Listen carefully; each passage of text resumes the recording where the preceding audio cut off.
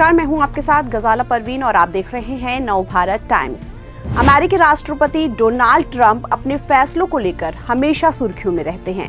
कब, क्या और किस पर फैसला ले लिया जाए, इसका अंदाजा अक्सर ना तो उनके सहयोगियों को रहता है और ना ही दुनिया को। अमेरिका की वीजा प्रक्रिया को पहले ही सख्त बना चुके ट्रंप प्रशासन ने अब एक और बड़ा कदम उठाया है।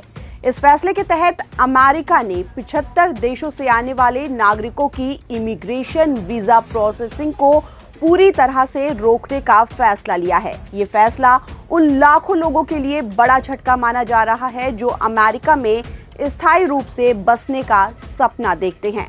ट्रंप प्रशासन का कहना है कि ये रोक उन देशों पर लगाई गई है जिन्हें धोखाधड़ी के लिए ज्यादा जोखिम वाला माना जाता है या फिर जिनके आवेदकों के बारे में माना जाता है कि वो अमेरिकी सरकार पर वित्तीय बोझ बन सकते हैं। अमेरिका के इमिग्रेशन कानून में लंबे वक्त से मौजूद पब्लिक चार्ज प्रावधान को इस फैसले का आधार बनाया गया है, जिसके तहत ये देखा जाता है कि कोई व्यक्ति भविष्य में सरकारी सहायता पर निर्भर तो नहीं होगा। जिन देशों के नागरिकों की अमेरिका में एंट्री पर रोक लगाई गई है उनमें सोमालिया, अफगानिस्तान, रूस, ईरान, ब्राजील, मिस्र, थाईलैंड और यमन समेत कई नाम शामिल हैं।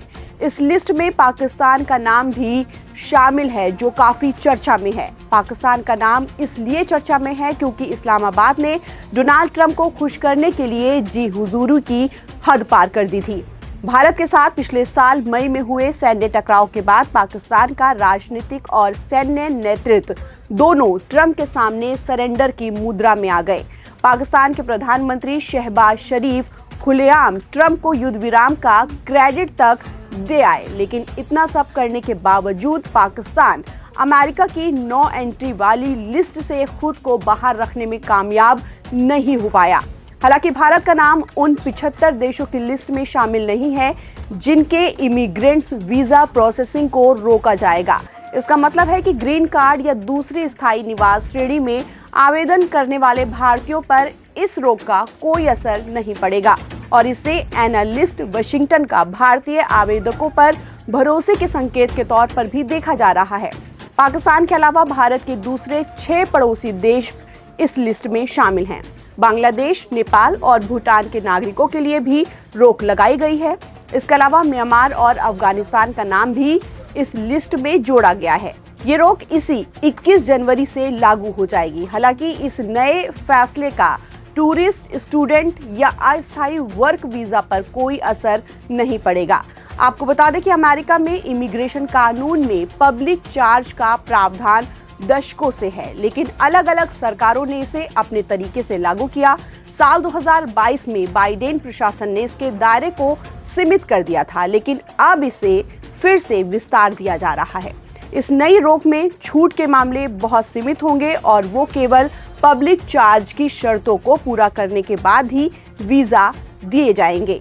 ट्रंप प्रशासन ने साल 2019 में भी इस परिभाषा को व्यापक बनाया था, जिसे बाद में अदालतों में चुनौती दी गई थी।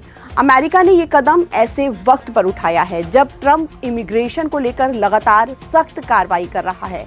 ट्रंप ने नवंबर में व्हाइट हाउस के पास हुई गोलीबारी की घटना के बाद थर्ड वर्ल्ड देशों से इमिग्रेशन को स्थायी रूप से रोकने की बात कही थी। इस घटना में एक अफगान नागरिक शामिल था। इसके अलावा सोमालिया खास तौर से अमेरिकी अधिकारियों की कड़ी निगरानी में है। मिनेसोटा में सामने आए एक बड़े धोखाधड़ी घोटाले के बाद से ये सख्ती बढ़ाई गई है, जहां टैक्सपेयर्स के पैसे से चलने वाले बेनिफिट प्रोग्राम्स का बड़े पैमाने पर गलत इस्तेमाल किया गया था। ट्रंप प्रशासन का ये फैसला अमेरिका की इमिग्रेशन नीति को और भी ज्यादा सख्त बनाने की दिशा में एक बड़ा कदम माना जा रहा है, जिसका असर आने वाले समय में वैश्विक स्तर पर महसूस किया जाएगा। ताज़ा अपडेट के लिए आप बने रहिए नवभारत टाइम्स के साथ।